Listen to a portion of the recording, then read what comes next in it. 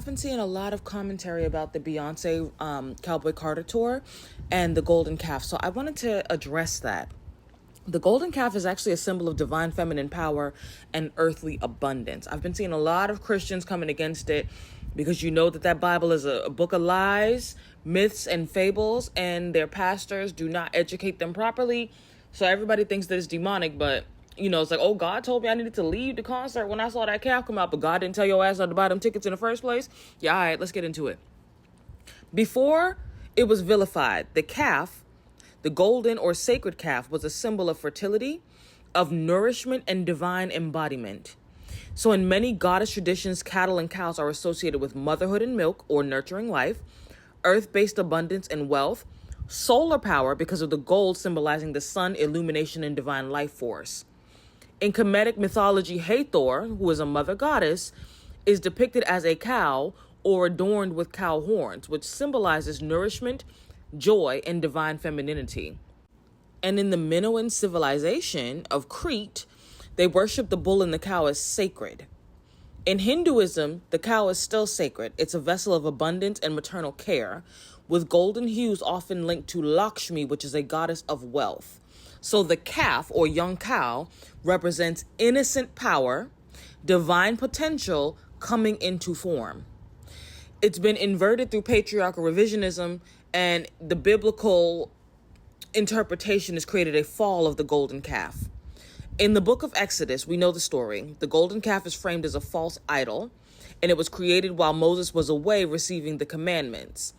The people who were desperate and disoriented for, maybe just wandering in the wilderness forever, hungry and tired, they went back to their origins and their roots. See, this is the part of the Bible that they don't talk about. These were not people who were Christians. These weren't even people really who were Jews. These were people who had an ancient system of belief before the patriarchal revisions. Right now on TikTok, it's super, super, super popular to talk about Tartaria, right? There were civilizations before the modern civilization that we know now. So the people turned back to their history. They turned back to what worked for them before the warped Father God shit.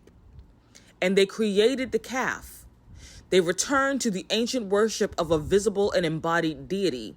But it was not idol worship. This was a return to the feminine, to the earth-based and sensual reverence that predates monotheistic control systems. And this is important to know.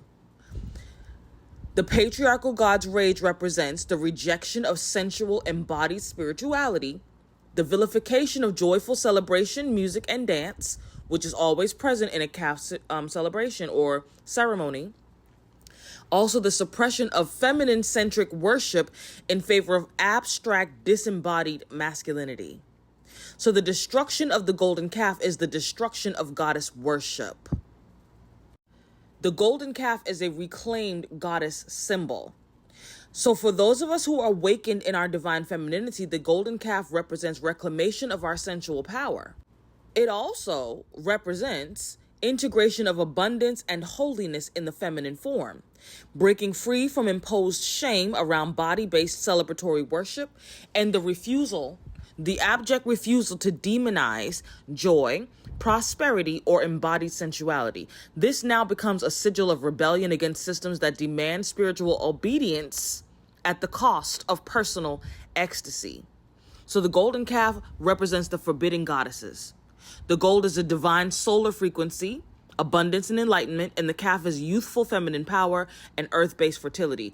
And all that Beyonce is doing in riding that golden calf is paying tribute to the goddess Hathor, paying tribute to the sign of Taurus, paying tribute to earthly abundance, which is something that she very much so represents as an earth sign, as a Virgo herself. Virgo is the maiden. So this isn't even just about the goddess itself. This is about the kind of goddess that she is presenting to the world. Youthful and abundant, which is the sign of the Virgo. It's time for us to get back to awareness and out of myths, secrets, and hate.